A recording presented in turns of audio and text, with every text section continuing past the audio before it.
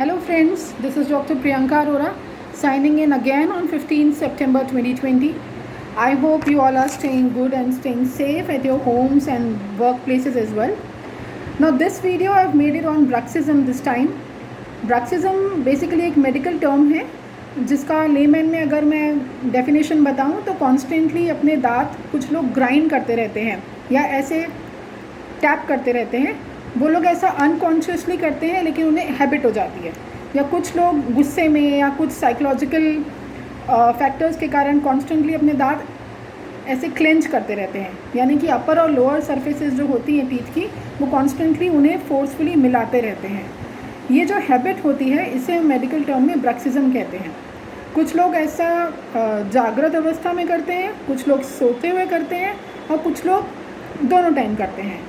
जो nocturnal bruxism होता है या ब्रक्सोमेनिया हम जिसे कहते हैं, ये वो आदत होती है जिसमें रात को पेशेंट सोते वक्त अपने दांत ऐसे मींचता है, जोर से क्लेंच करता है।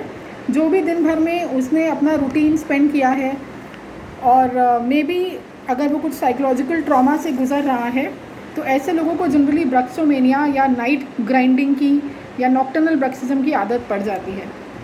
इसमें ना केवल पेशेंट का खुद का नुकसान होता है बल्कि जो उसके पास व्यक्ति सो रहा हो, कई बार उसकी भी नींद डिस्टर्ब होती है, क्योंकि इतना ज़्यादा टैपिंग करते हैं पेशेंट्स टीथ की अपने कि that is constantly creating problems to the nearby family members also.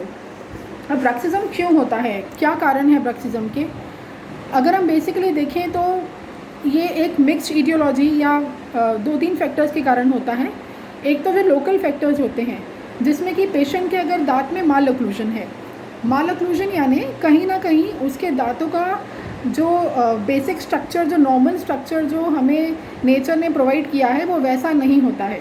उसका स्ट्रक्चर कहीं ना कहीं कुछ गड़बड़ होता है, या कुछ टीथ आपस में एक दूसरे के ऊपर जैसे बैठना चाहिए नहीं बैठते हैं, या किसी एक पर्टिकुलर टीथ में कोई आपने रेस्टोरेशन करवाया, फिलिंग करवाई, वो ऊंची है, या कहीं कुछ और एक्स्ट्रा टीथ है या मिसिंग टीथ है, जिसके कारण पेशेंट का जो ऑक्लूजन है यानी जो दांतों का ऊपर नीचे दांतों के मिलने का जो स्टैंडर्ड स्ट्रक्चर है वो अगर डेविएटेड है तो ऐसे फैक्टर्स के कारण पेशेंट अनकॉन्शियसली पूरे टाइम ट्राई करता रहता है कि वो नॉर्मल पैटर्न में अपने दांत क्लोज कर पाए, ऊपर और नीचे के जो दांत होते हैं।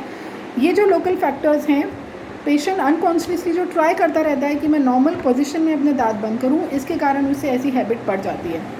कई बार कुछ सिस्टमिक फैक्टर्स भी होते हैं, जैसे किसी को कोई स्टमक प्रॉब्लम्स हो या किसी तरीके की न्यूट्रिशनल डेफिशिएंसी हो या एलर्जी हो, और उसकी बॉडी अगर पूरी तरीके से किसी भी कारण से फिट नहीं है तो वो खुद को एक एडजस्टमेंट पैटर्न के हिसाब से वो दांत ग्राइंड करता है और जो इवेंचुअली एक हैबिट बन जाती है। कुछ लोगों को साइकोलॉजिकल फैक्टर्स होते हैं, जैसे कि मैंने बताया, किसी तरीके का फियर, रेज, रिजेक्शन या किसी भी तरीके का साइकोलॉजिकल ट्रॉमा, या कोई बच्चा जो कॉन्स्टेंटली अपने पेरेंट्स से दूर रहता है या वो किसी तरीके से खुद को इन्फीरियर फील करता है, वो इस साइकोलॉजिकल फैक्टर को उस वक्त एक्सप्रेस नहीं करता जब वो इसको गो थ्रू करता है, बट बाद में वो इसके बारे में सोच के इस तरीके से अपना गुस्सा या अपना फियर, एंग्जाइटी निकालता है, जो कि बाद में इवेंचुअली हैबिट बन जाता है। इसके अलावा कई बार ऑक्यूपेशनल फैक्टर्स भी रहते हैं, जैसे जो लोग घड़ी बनाते हैं या जो टेलर्स होते हैं वो कई बार पिन्स अपने मुंह में दांतों के बीच में रखकर उससे काम करते हैं and constantly it becomes there habit. तो एक तरीके का ऑक्यूपेशनल हैज़ार्ड भी ये कुछ लोगों में देखा गया है।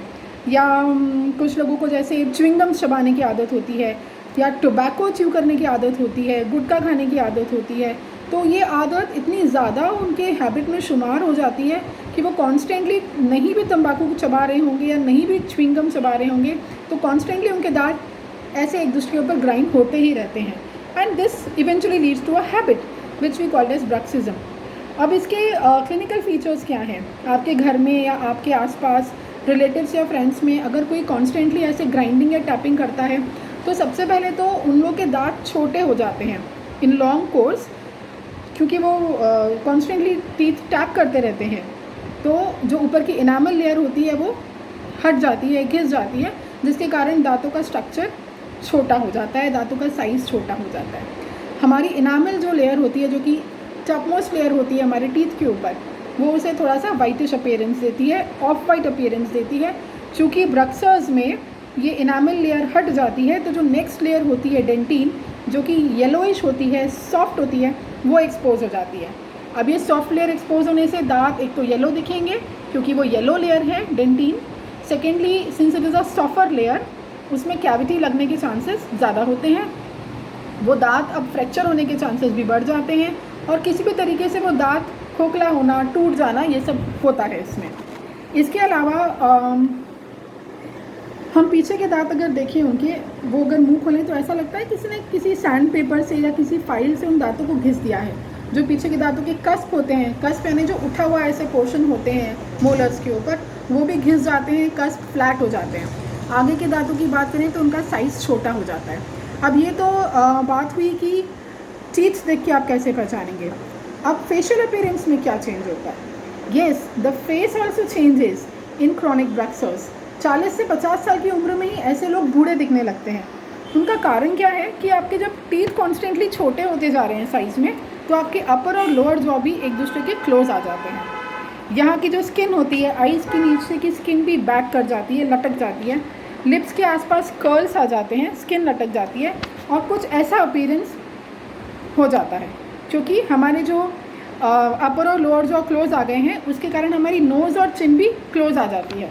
तो बूढ़े लोगों में आपने देखा होगा कैसे ये एंगल्स पे, एंगल ऑफ लिप्स पे कैसे स्किन लटकी होती है। आप हमारे घर में हमारे पेरेंट्स को देखें तो ये एरिया अलग ही सैड दिखता है। तो ब्रक्सर्स में ये चीज़ 40 से 50 साल की उम्र में ही देखने को मिलती है, क्योंकि उनकी मसल्स कॉन्स्टेंटली, जब वो टीथ ग्राइंडिंग करते हैं तो ये मसल्स पे कॉन्स्टेंटली प्रेशर आता है, जिसके कारण उन्हें पूरे दिन एक तो मसल में टेंडरनेस या पेन रहेगी, सोरनेस रहेगी, कॉन्स्टेंटली ये मेसेटर मसल उनकी ऐसा लगेगा कुछ ना कुछ काम कर रही है और थक गई है, वो फटीग उनको देखने को मिलेगा।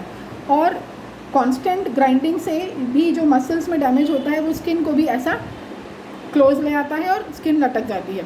तो फेशियल अपीयरेंस भी उनका बहुत डैमेज होता है। साइकोलॉजिकल ट्रॉमा तो उनको है ही है, क्योंकि जनरली ब्रक्सर्स एक टेंशन से गुजरते हैं।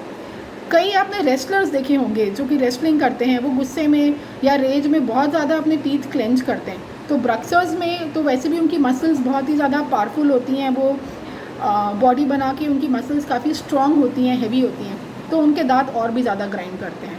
तो एक तो दांतों का साइज़ छोटा होगा, दांतों में कैविटी जल्दी लगेगी, दांत येलोइश दिखेंगे, जो पेरिडोंटल स्ट्रक्चर है यानी जो गम्स हैं दांत के, वो भी धीरे धीरे वीक हो जाएंगे, जिसके कारण दांत हो सकता है हिलने लगे या हो भी सकता है कि वो जल्दी गिर जाएं। इसके अलावा अपीयरेंस में चेंज है, मसल्स आपकी टेंस रहेंगी, हमारे सलाइवरी ग्लैंड्स यानी जो थूक बनाने की जो ग्रंथियाँ होती है मुंह में, वो भी ढंग से सलाइवा बनाएंगी तो सही, वो सलाइवा ढंग से लेकिन बाहर नहीं आएगा, क्योंकि मसल्स इतनी टेंस्ड रहती हैं, इतनी ओवरग्रोथ हो जाती है मसल्स की कि सलाइवा भी ढंग से बाहर नहीं निकलता, जिसके कारण सलाइवरी ग्लैंड्स में, डक्ट्स में स्वेलिंग आ जाती है और फिर धीरे धीरे वो ग्लैंड्स भी पेन करने लगते हैं, क्योंकि सलाइवा बन तो रहा है पर बाहर नहीं आता, तो वो इकट्ठा होने से आपको पेन करता है। तो धीरे धीरे आपको सलाइवरी ग्लैंड प्रॉब्लम्स भी होती हैं। कुछ लोगों को हेडेक्स, नेक एक्स, ईयर पेन भी स्टार्ट हो जाता है ब्रक्सिज्म के कारण, क्योंकि जो इतना ज़्यादा उनको जॉ पेन है, जॉ टेंडरनेस है, फटीग है, उससे धीरे धीरे ये वाली जो मसल्स जो कि सब कनेक्टेड होती हैं, नेक की, सर की, कान की, ये भी धीरे धीरे पेन में आ जाती हैं। तो अगर आपके घर वालों को ऐसी कुछ प्रॉब्लम है तो ज़रूर अपने डेंटिस्ट को दिखा के चेक करवाएं कि कितना ऑक्लूजन हार्म पेशेंट को हो चुका है। जो हमारे जॉइंट्स होते हैं, जिसे हम टेम्पोरोमैंडिबुलर जॉइंट या TMJ कहते हैं, ये एरिया कॉन्स्टेंटली पेन करता है। कुछ लोगों में मुंह खोलने में क्लिकिंग साउंड सुनाई देती है जब वो पूरा मुंह खोलते हैं, तो दिस पेन्स, या खाना चबाने में भी कई लोगों को क्लिकिंग साउंड सुनाई देती है। तो ब्रक्सिज्म में हमारे जॉइंट्स, मसल्स कितने इफेक्ट होते हैं, ये आज शायद आपको अच्छे से पता लग गया होगा। माल ऑक्लूजन तो बढ़ता ही जाएगा, कुछ लोगों को माल ऑक्लूजन के कारण ब्रक्सिज्म की हैबिट पड़ती है, और ब्रक्सिज्म इस माल ऑक्लूजन को और ही बढ़ाता ही जाता है, क्योंकि आप कॉन्स्टेंटली दांत ग्राइंड कर रहे हैं, जिससे कि टीथ हमारे डैमेज होते जा रहे हैं और भी ज़्यादा। अब इसे मैनेज कैसे करें?